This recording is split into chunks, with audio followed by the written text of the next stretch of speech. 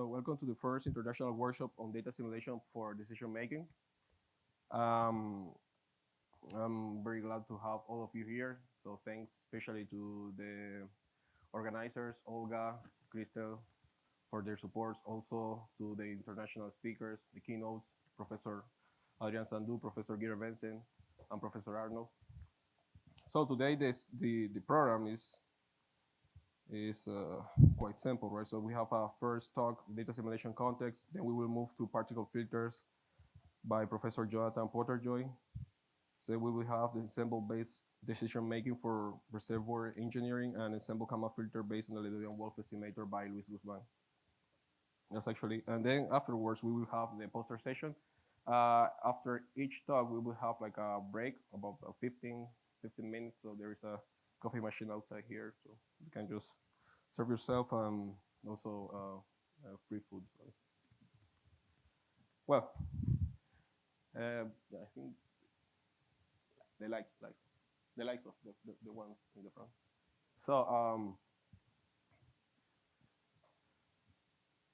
So the idea of this first talk is to give you a general overview about data simulation. So basically, this presentation is prepared by Olga and I. So Olga is from the mathematical modeling department in AFIT, and I'm from the applied math and computer science laboratory here, Universidad del Norte. So the talks first cover what is sorry, let me just cover about the motivation, what is data simulation, sequential data simulation,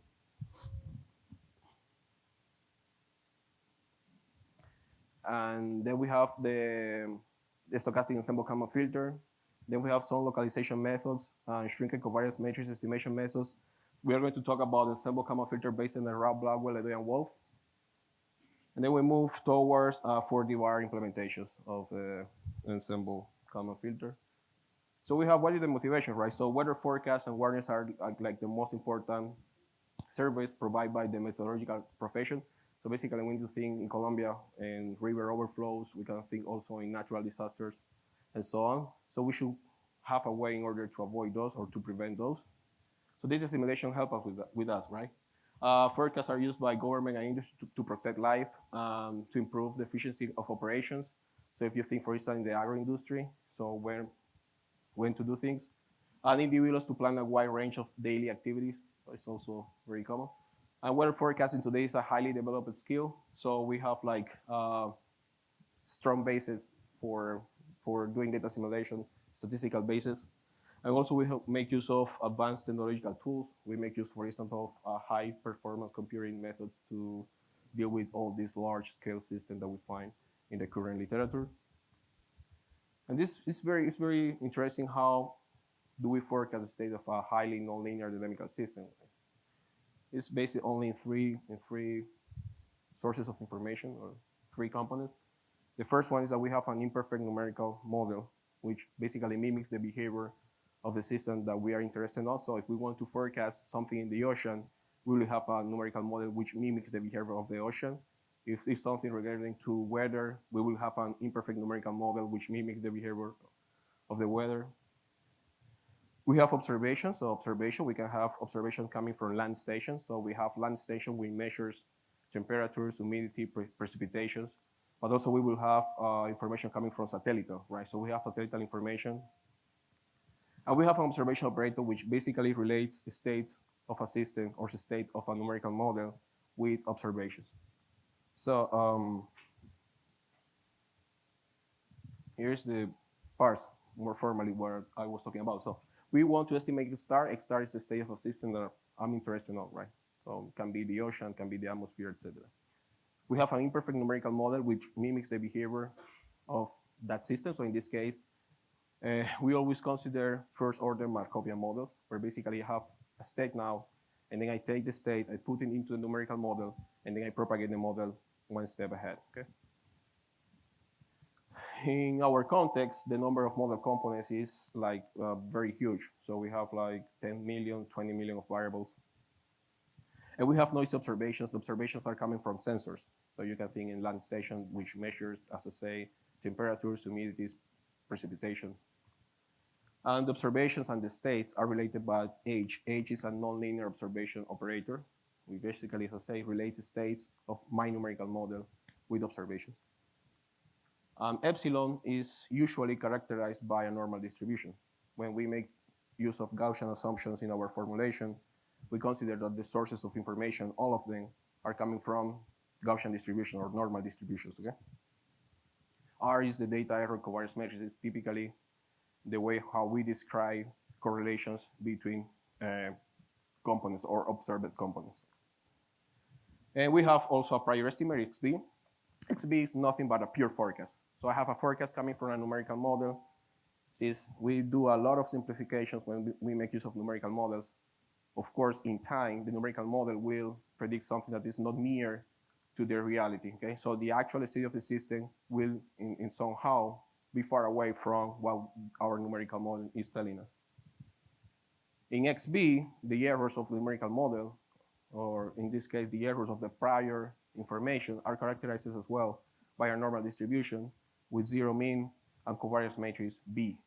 B will encapsulate the errors, dynamics, in this case, the error correlations driven by the numerical model. So the numerical model will tell us how errors are in somehow first propagated in time and how they are correlated in space.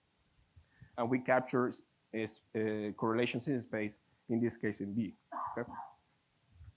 Now, this is what I'm talking about. So we have X star. X star is like the actual state of the system that I want to estimate. I have an observation operator. When, in a very simple way, you can think in an observation operator as a bunch of sensors. So in the domain, the black part denotes spaces where I have sensors located there. So I have sensors in the black region. In the white region, I have nothing. Now, since the measurements, we know that the measurements are corrupted by noise. That's what we get when I observe the system. When I try to observe the system, I get what is in the C figure. And then I have XB. XB is just a pure forecast. It's what the model says. You can see that the model and the actual state of the system are not similar, and that's because what I say, we have an imperfect numerical model. And observations just provide part of the information, and it's very noisy. So the question is where we can get a better estimate of X star given Y and given SB, and the answer is yes, we know how to deal with these two sources of information. We just need to recall Bayes' theorem, where basically I have a prior information coming from the numerical model. In this case will be Px. I have a likelihood function with related states of the system to observations, which is the likelihood function. Let me do something. I don't know why is this happening.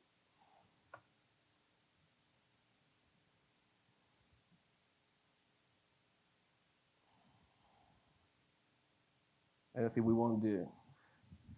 Okay, so I have a prior estimate, which is Px, which is, I encapsulate all the information or the errors of the background or the prior distribution, and I have the likelihood. So I'm going to assume that both sources of information are Gaussian, okay? So just to simplify things. And then since the prior and likelihood are Gaussian, the posterior distribution will be Gaussian as well. So what I want to look for is for the state which maximizes the posterior probability, given the prior based on the numerical model, and given the likelihood given by the observation. These two sources of information are combined in order to obtain a better estimate of the state of the system. So it can be easily shown that the posterior state is given by some sort of adjustment on the prior XB. So XA, which is the posterior state, this is the state which better fits the given data. Is given by a combination of information coming from, in this case, D, which is the matrix of innovations, and a prior estimate XB. A will be the posterior covariance matrix. So I have like all sources of information playing around here. Take a look at this. I have XB, which is the prior mode of the error distribution. I have A, which is basically the posterior covariance matrix. And I have D, which is actually the innovation on the observations. So basically, it tells me how far my forecast is from the observations whenever components are observed, okay? So the posterior distribution is characterized as well as a normal one. Now the posterior mode is given by XA, and the posterior error covariance matrix is given by A. Now the question is, because in this framework we assume that we have R, which is the data error covariance matrix, and we have the observation, but we don't know how to compute XB and B, which is our prior information. The prior information is coming recalled from the numerical model, and therefore we need to find a way in order to estimate those. And the most naive way to do it is based on samples. So I take samples from the prior distribution, and based on the samples, I try to estimate the moments of the population. In this case, the moments of the population are the background state at the background error covariance matrix. So for free XB and B, they are not just coming, right? We need to estimate those. Our way to do it is based on samples. So look this, what we do here. So basically we have in red, in the first picture, in red you will see like the actual state of the system, and in blue you will see what the model says. You can see that it's not quite accurate, the forecast. But what we do is that we actually have observations. Observations are the black dots that you see in the B picture. And then what we do is that at each observation time, we correct the trajectory of the model with information coming from the observations. Basically, I have a free run, right? So I have a red one, which is basically in a direction different from what the model says. I have observations at different times. And then what I do is that I correct the trajectory of the numerical model based on the observations. Some observations fit the numerical model in order I need to diverge, to avoid the divergence of the model from the reality. Now you can see that every time I fit the model with the information coming from the observations, the model and in this case, the blue and the red line are very close, right? But as the time moves forward, I start seeing again that the model diverges from the reality. So again, we correct the information. So every time we have an observation, we correct the model trajectory, making use of the observation.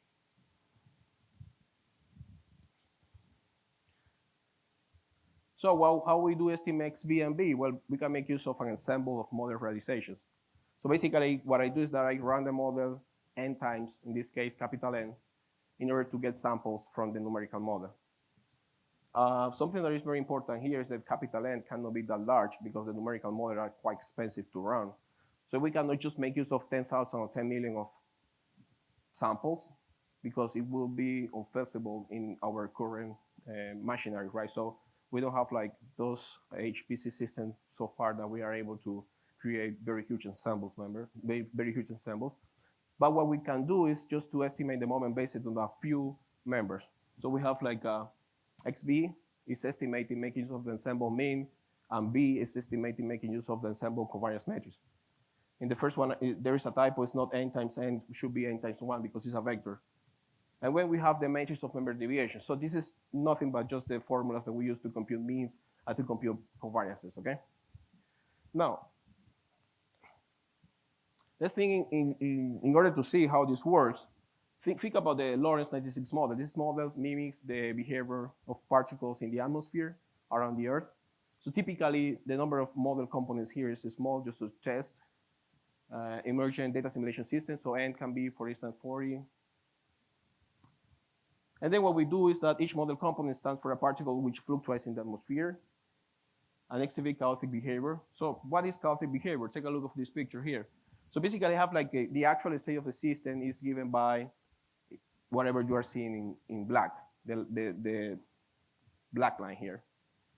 This has 40 variables, but I'm just picking 6 of them and I'm plotting them in time. That's why you see only 6 pictures there. The variable 5, 10, 20, 30, 35, and 40, okay?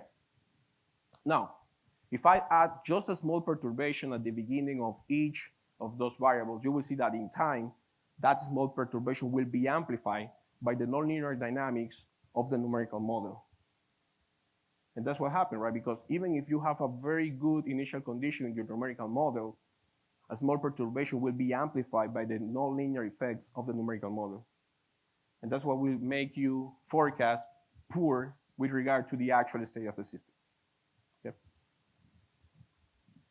Now, if I make use of 10,000 of members. This is what I get in the covariance matrix, is the covariance structure. This is like the structure, and there is the shape. And it somehow makes sense because we know how this ordinary, or this set of ordinary differential equation works, where near points are strongly related. And that's what we see in this covariance matrix. Something like that, right? Something like this. Now, if I make use of this estimation of the covariance matrix and the ensemble mean, and I put everything into the data assimilation framework, I can compute the posterior ensemble based on any of these three equations. All of them are related through matrix identity, so it's not an issue. In the events and formulation, it's suggested to create synthetic noise in order to make the filter statistically consistent. And when we do perform the estimation, things look like this, right? So in blue, you will see the background. Here, I'm observing, I have only 15% of components observed from the model state. And you can see that, yeah, the background is, the prior estimate is the blue one, the posterior is the red one, this is time, and this is the logarithm of the errors, okay? You can see that as the time moves forward, the ensembles start converging. Of course, in the second one, converge faster because we have more information from the numerical model. This is a typical case where I observe everything, so it's an ideal case. But as I say, we cannot make use of that number of samples because we have some constraints with regard to computations, in this case, resources, computational resources, right? And then what I do is that I increase the number of ensemble members to 10. And when I do that, I see something like this, right? I don't see a clear convergence in any of the two cases, neither for 50 or 100 of components being observed. And what is going on here? Well, basically, among other things, what is going on here is that this is what I get when I use only 10 ensemble members. The issue is that now there is no clear structure of the covariance matrix of the correlations and the shape, the surf, neither, right? What is happening? Well, basically, the sampling noise is impacting the quality of my estimates. Because I have just a few samples, the sampling noise will impact considerably the quality of my background error correlations. And remember that if I don't have a full observational network, if I don't have observation everywhere, correlations are very important because they allow me to update state where no information is available. So I have two states, I have an observation here, I can correct the state here if correlations are, in this case, okay. But if not, I don't know how much weight I should put here with regard to observation in the other part, okay? So what should we do? Well, the thing that we used to do is basically to make use of localization method in order to reduce the impact of spurious correlations. Spurious correlations show up when sampling noise is impacting the quality of our correlations, okay? So basically what we do here is that we start making use of localization methods. So there are many ways, right? So localization methods avoid the impact of spurious correlations, increase the rank of PV, and there are different flavors. Now there are more, right? So we have like covariance matrix localization or precision localization. We have spatial domain localization, and also we have observation localization. They are very common. So in the context of covariance matrix localization, what we do is that we have our prior estimate based on the samples, which is PV, but we know that PV is very peaky, very noisy, because we have bunch of error coming from the undersampling, because we have just a few samples, okay? A few samples. And what we do is that we create a model which we think is maybe the shape that the covariance matrix should have based on our knowledge of the physics and the dynamics of the numerical model, okay? And then what we're going to do is we are going to force the structure in the covariance matrix that is coming from our samples. So we have PV. PV is just the covariance matrix I show you. You build L as you think the shape of the covariance matrix should look like. And then we force the structure by making use of an adamantium product or component-wise multiplication. This is component to component. This is not matrix multiplication. This is component to component or component-wise multiplication, okay? And then the resulting estimator P hat will have the desired structure, okay? For instance, for a Gaussian model like this, R equal to 1 will tell me how fast I want correlation to decrease in space. So in this case, for instance, in the first case, what I have here is basically I want my points to be strongly correlated with just the immediate neighbors, okay? When I put 3, I extend the correlations, 5 more correlations. I allow components to be more correlated or to increase the correlation regarding whatever is in PV. Now this, in practice, will look like this. So essentially, we have a PV based on n equal to 30. It's very peaky, very noisy. And then I'd say, well, I want my resulting estimator to consider neighborhoods of 3 states, 3 components right, 3 components left, for instance. That's what is R. R tells you what is the size of the neighborhood where you assume that there are strong correlations. Beyond that, just the correlation decaying very fast. It doesn't mean that we put zeros on that. Just decrease very fast, or they can be very small. The resulting estimator P hat will look like that. You can see that now we have like a structure in the resulting estimator with regard to just the estimator that we use coming from the sample. Second case, PV n equal 30, same thing, right? In this case, I'm saying that R is equal to 5. You can see that we consider more correlations when we move away from the diagonal of the matrix or from each model component, okay? If we make use of these new estimators in the assimilation process, we get some result like this. In the first case, I have like 100% of model components observed, and then we get something like this, right? So essentially, I see filter convergence. When I have 50% of model components, I see something like this. In F, I see divergence. There are, as I say, many other things like covariance inflation. I'm not talking about that here. I'm just saying that I'm just attacking the problems from the covariance localizations perspective. But yeah, we can do other things in order to improve the result in F. But as you can see now, the behavior of the errors or the behavior of the logarithm of the errors in time is similar to that when we use a large number of ensemble members. Okay. Yet another way to perform localization in these methods is to make use of precision matrix localization.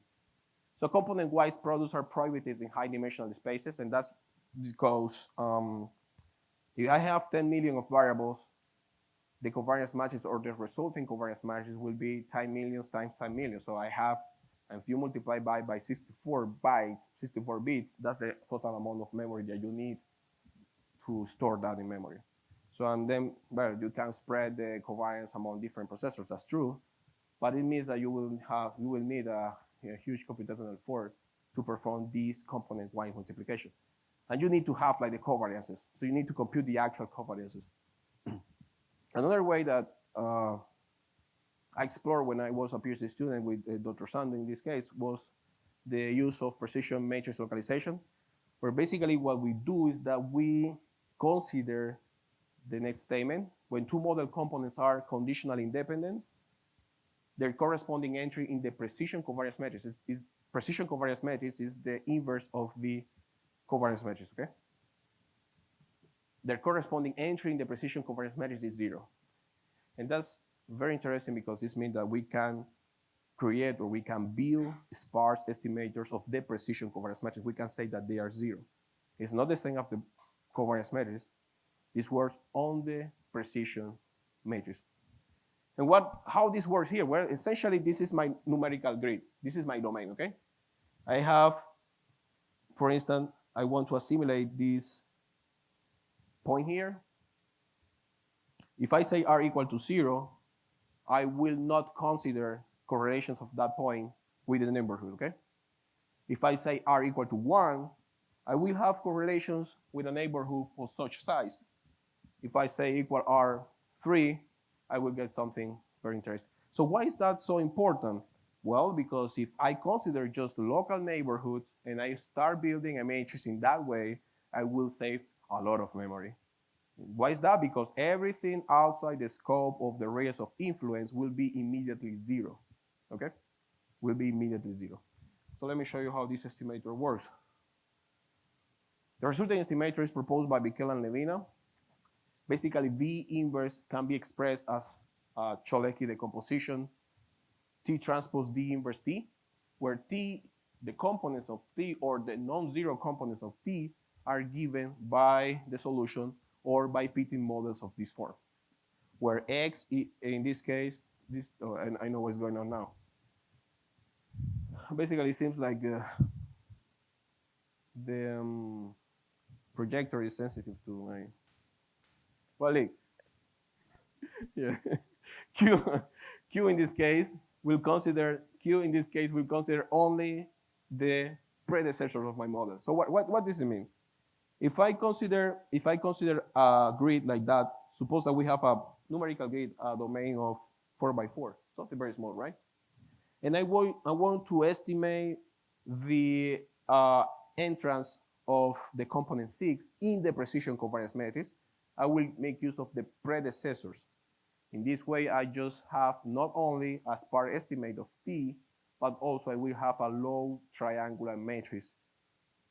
And that's very important because low triangular matrix allow us, or lower triangular matrix allow us to perform efficiently the solution of linear systems that are explicit in our context, okay?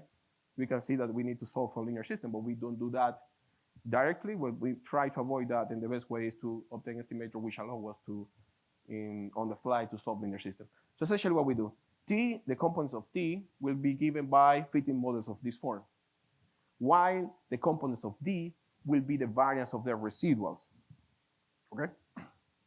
Now, once we do this, I obtain something like this. Take a look at this, right? PV is my estimate, just the one that I have before. I don't want to make use of that because if I want to localize it, I should build a matrix and then perform a component-wise multiplication. So what we do is that we estimate T. As I say, I just consider T as the predecessors. T immediately will be a low triangular matrix. D is a diagonal matrix which stores the variance of the residuals. And then the structure of the resulting estimator will be like this. The structure of the resulting estimator. Okay? So basically, if I want to impose a structure on B inverse, actually I need to impose a structure on T, not on B inverse. Because I never build B inverse. I just build parts of B inverse. So V inverse looks like this. And then if I invert the inverse just for academical purposes, I see that B hat look like a localized covariance matrix. Right.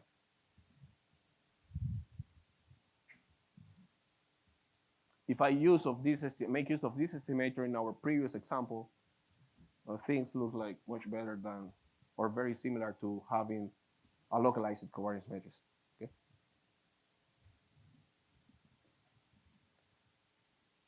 Now the issue is having this covariance matrix. I need to, as I say, solve a linear system. And so basically what I have here is like, this is my estimate, which can be writing as T transpose D inverse T, the one I show you. And then I have inside the brackets, I need to compute that inverse, but we never compute inverses, as I said, okay? So we can write this H transpose R minus half as a Z, and then I can write everything as a sum of other products, okay? And then having in that form, we can proceed as follows. Basically, start with A naught. A naught will be my prior estimate. This is the prior precision covariance matrix, okay? And then I start incorporating information coming from the observation, one at a time, all the way through the number of observations I have in my numerical grid. And then I end up with an estimate of the posterior covariance matrix, again, as the product of three factors, or in the form of Cholecki factors, okay? Well, how do I do that? Basically, I need to see that at any intermediate step, a J can be written in this way, okay?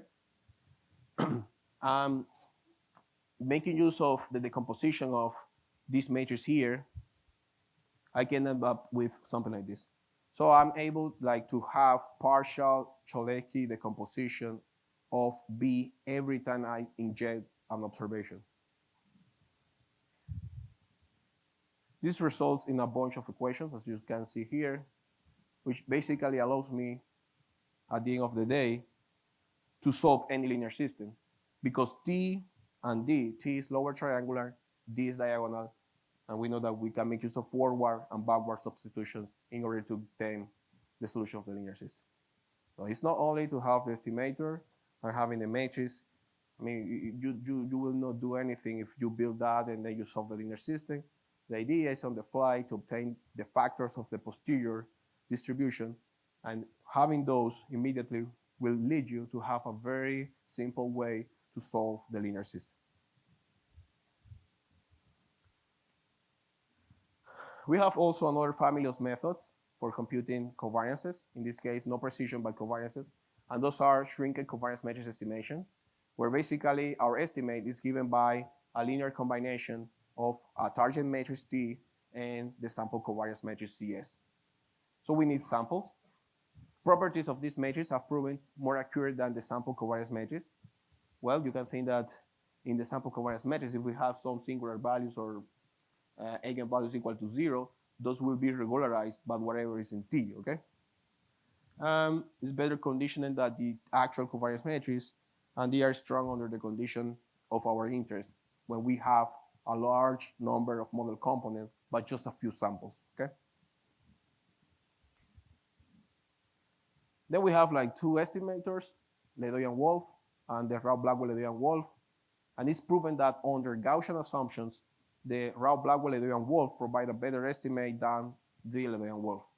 Now, the issue here again is that these have, for instance, Rao-Blackwell, Ledoy and Wolf, it depends on computing the full matrix. As I say, we cannot compute full matrices here because the matrices are very, very large, and that we want to move away of that, right? So what we do, well, basically, we need just to perform some tricks. UB should look like this one, the trace of PB over N, and gamma B will look like that. And how we avoid computing the matrices is just recalling that the relation between PB or the trace of a matrix and its eigenvalues. The point here is that singular values and eigenvalues are the same because I'm working with positive semi-definite covariance matrices, right? And they are symmetric as well. So I just make use of trace properties, right? And I know that PB can be decomposed in this way, making use of a singular value decomposition. If I make use of a singular value decomposition, I can get a very nice way to represent PB. And having PB in this way will help me to get something like this. Now UV will look like this. The singular values can be obtained by making use of an economic singular value decomposition, which is linear. The computational cost is linear with regard to the number of model components. And gamma B can be obtained this way. So in both cases, I don't need to compute the matrix. I just make use of a pseudo square root approximation of PB. I support on that in order to perform an economic singular value decomposition, and having that, I proceed to estimate mu B and gamma B. And then having those, I just compute the posterior members in this way. And what is very interesting of this estimator is that the computational effort of, in terms of long computation and big O notation, is very interesting because the computational effort on the ensemble Kalman filter is not increasing. I'm talking about the vanilla ensemble Kalman filter where we don't have any type of covariance matrix localization or any type of covariance matrix localization beyond the sample one. And we can make use of a better estimate of the covariance matrix that we will not impact the quality, or in this case, we will not impact the computational cost of ensemble Kalman filter. Okay. Well, let's move to a more realistic model. So we make use of a speedy model. This model mimics the behavior of the atmosphere. It has like 8 layers with 4 variables. We work on a T63 resolution. and the total number of variables is 509,000. We make use of 3 observational networks for our test. So this means that this is the globe, right? P4% means that we have observations here in every black dot. P6%, you see that the network is more dense, right? And then for 12% is even more dense. Why we do, or why we make use of that number of observations? Well, in practice, we can face sparse observational networks. So we can have like observations very, very sparse in some sort of neighborhood and some sort of regions in the globe because of accessibility, okay? Take a look at this, right? So for instance, I'm showing one of the variables here. I'm showing the zonal wind component. Let me maybe look here. So we have like a reference solution, right? This is the reference solution. This is the actual state of the system. This is the 5th layer of the meridional wind component. We have the background. The background is what the model says. But I can see that the model is somehow try to mimic the behavior. However, I have some spurious waves near the pole. But when I inject information coming from the observations, I see that those spurious waves are more away, no? Now my estimate looks more similar to the actual state of the system. And the local ensemble transform Kalman filter, which is a very well-known method in the context of data simulation, it does a very good work. I'm pretty sure, yeah, we can improve the result maybe by making use of inflation, but I say it's not part of this talk. However, the LATKF is able to capture the structure of the actual state of the system. In our case, we are able to capture the structure as well as the amount of the values. Also, for the second layer of the zonal wind component, again, we have some spurious wave here, as you can see, no? This is what the model says. This is the actual state of the system, and we can correct that, make use of observations to make it look similar to the actual state of the system. And this is other thing I want to show you is how the structure of this matrix look like. Let me show you something. This is for a real life problem, right? This is how in a subdomain, because I'm not able like to compute the whole domain, that's not possible. But in a subdomain, this is how T looks like. And you can see like 4 structure of 4 subcovariances because I have 4 variables, okay? And then this is the inverse of my estimate. And this is how the correlations look like. And that's the structure of the resulting estimator. As I say, this is not the whole covariance matrix. It's just a subpart of the domain. It's not possible to compute. I mean, not in a traditional computational resources, we are able like to compute such matrix. Okay. Also, we can make use of high performance computing, as I say. In this case, we make use of the Blue Ridge supercomputer at Virginia Tech. Well, there are some specifications. We range the number of processors starting with 96 up to 2048 processors. So 16 computing nodes to 128 computing nodes. And this is what we do. We have a whole domain, right? And depending on the resources that we have, in this case, the number of processors that we have, we take the domain and we split the domain. And then each subdomain is sent to a different processor. So we have the domain, the globe, and then we decompose the Earth in different parts, and then each part will go to a different processor. Now, the only thing we need to take care or we need to be careful with is that we need to provide not only the subdomain, but we also need to provide information from the boundaries of such subdomain. Because if you think, for instance, in the temperature is a continuous flow, for instance, right? So you don't want like to separate 2 domains that are neighbors. You don't want to compute those in different processors because when you just get back those, the transition will not be smooth, right? And that's where we send information of the boundaries also to the processors. In this way, we try to obtain a smooth global solution even when those subdomains are computed onto different processors, okay? Same story, right? Since we make use of synthetic data, we can see that the number of processors don't impact the quality of the results. I can see that starting with 6 computing nodes all the way to 128, I get the exact same result. I mean, I get the same exact result in the LTKF, for instance, because the LTKF is a square root filter, which doesn't make use of any synthetic data. In my case, I have small variations because the NKF that we worked on was based on the stochastic ensemble gamma filter. And then since we don't have the same number of processors, the synthetic data on the processors was quite different. But you can see that in general, the behavior, right? Also for different variables, there are some publications there. I want you to take a look over this picture. Hold on, here.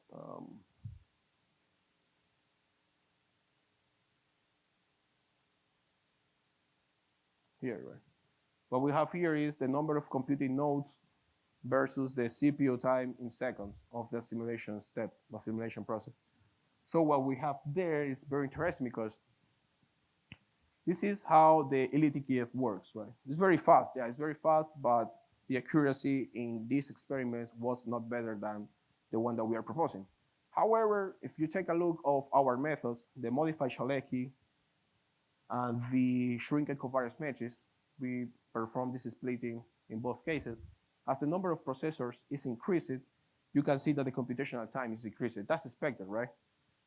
That's expected because of the problem size. I mean, if you don't have a large enough problem size and you start increasing the number of processors, it doesn't mean that you will get reductions in the CPU time. But given the size of our model and the problem, as the number of processors is increasing, we get benefits in terms of speedups, okay?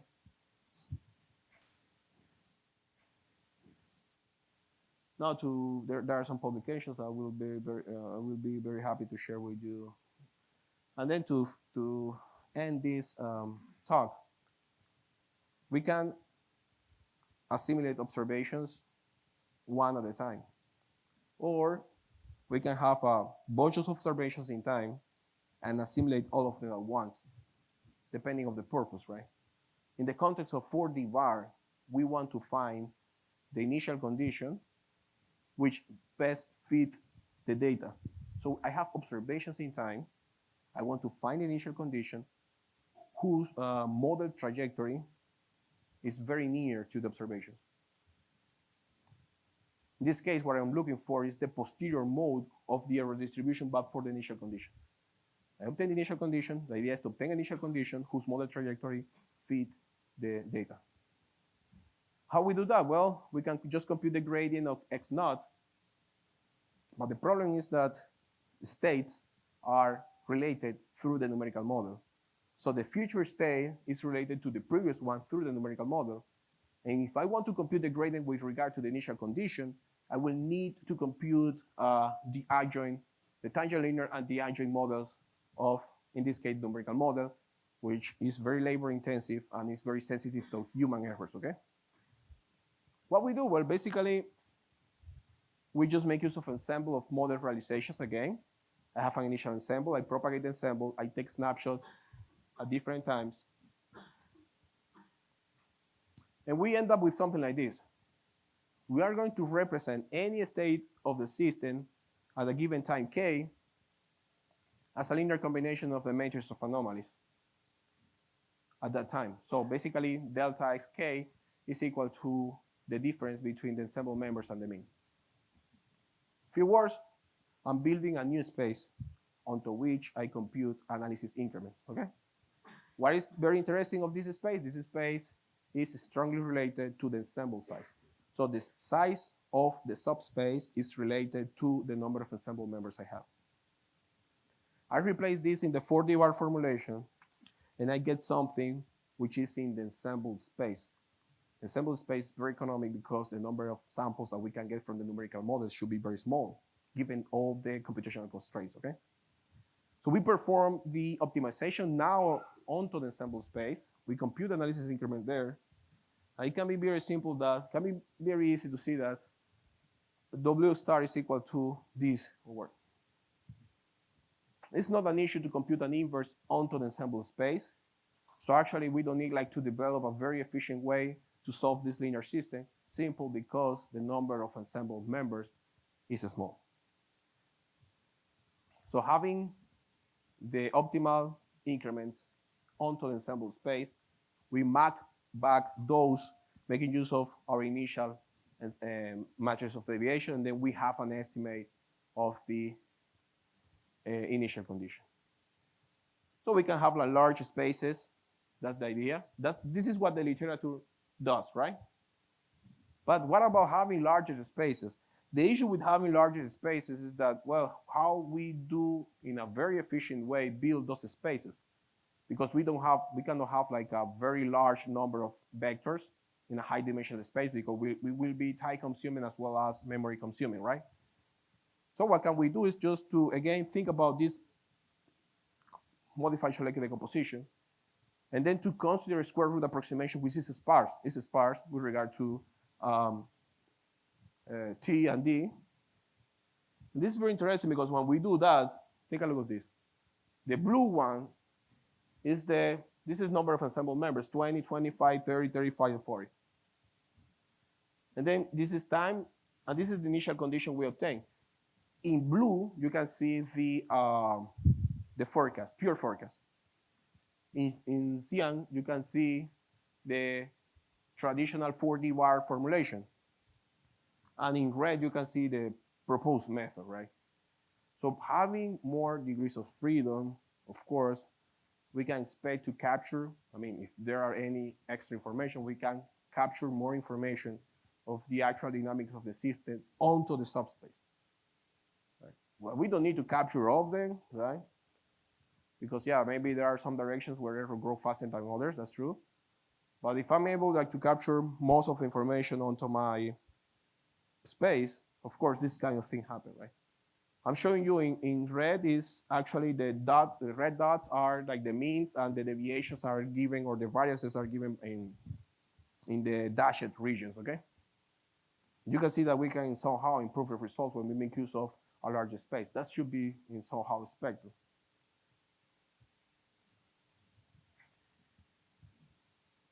This is some results making use of the speedy model in terms of root mean square errors. In terms of root mean square errors, you can see differences, right? This is with the speedy model, and this is the no, this is not. This is just for the Lorentz model. I'm not using the speedy model here. So you can see how our root mean square errors behave. This is for the speedy model, and this is for the zonal wind component. This is the 4D NKF, the traditional one. This is the number of observations. And this is the proposed method. You can see that root mean square errors in average are better than the traditional formulation. Of course, we can expect that we increase the number of ensemble members in the context of the 4D NKF. Things will be better because the degrees of freedom in that method is strictly related to the number of samples that we have. It's expected there. This is for the meridional wind component. This is some bibliography, and thank you very much for your attention.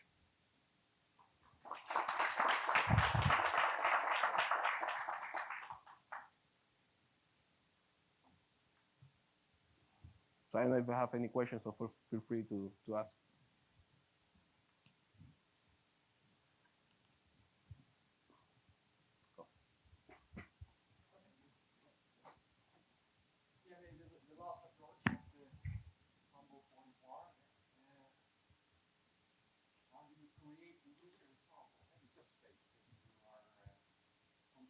Oh, I'm in time -1. In time -1, I create some random samples, and then I make them consistent with the dynamics of the model, just putting everything into the model. I propagate until the initial condition. So you generate the subspace where you have some clues for the Yes. Does that imply that the methodology is less suitable for large amount of data? Well, the interesting thing here is that we support on the modified Schrödinger decomposition, and therefore the T factor will not be input for. I mean, the T factor is defined by you. how much information you want to retain that, how much is the bandwidth of your correlation. You will set up that before you start performing the optimization process. There is a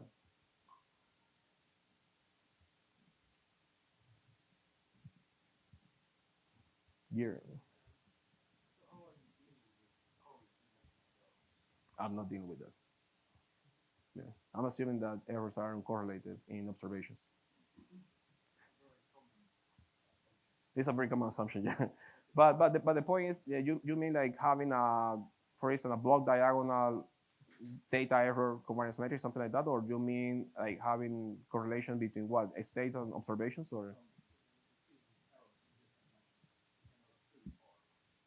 Okay, see. So having like cross correlations between observations living in different times, right? Yeah, I'm not dealing with that. Yeah, good point.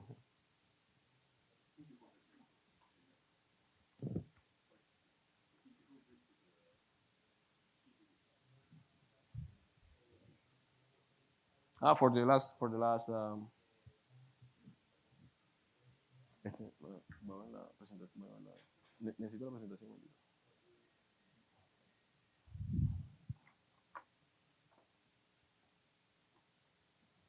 Okay, the results for the speedy model.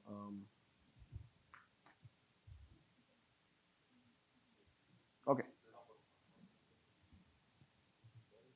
why is not reflecting here? Okay.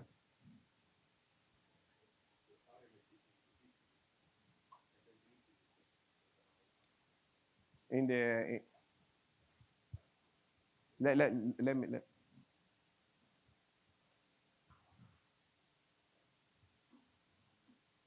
so you say that okay, here I have. This is the speedy. Oh, the speedy one. Yeah, for instance, this one.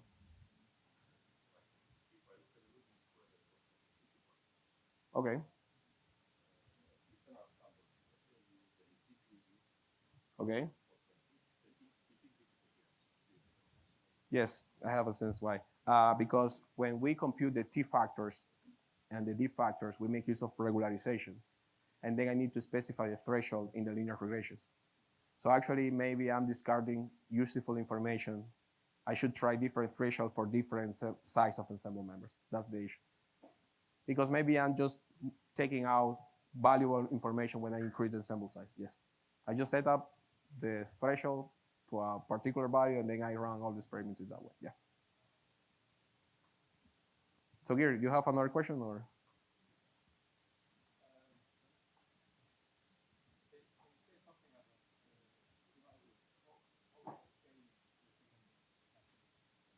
Which one? The first one, you mean this?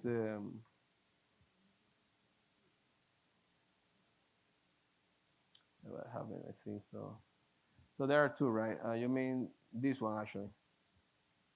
This one here, so actually it's the computational effort is in the paper. It's linear with regard to capital N, and it's linear with regard to lowercase m. So the number of observations is linear in both cases. We don't have like any square, neither in the observation or the model states. So it's linear in both cases. The number of ensemble members, yes, is square. But I didn't.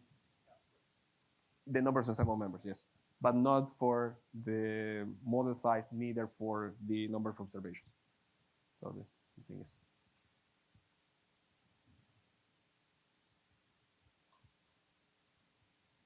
Okay, that's it. Okay.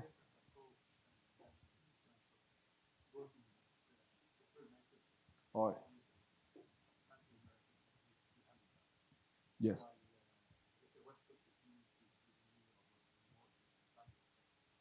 Okay. Yeah, to a larger space. That's it. Yeah. So actually, was our working thing. Okay. Thank you again. So there is a coffee. Oh, there is a question.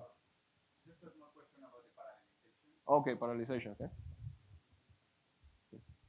Maybe very fast. Do you do something by parallelizing, or because the way you build the covariance matrix, then because you add the boundaries, then you don't lose anything.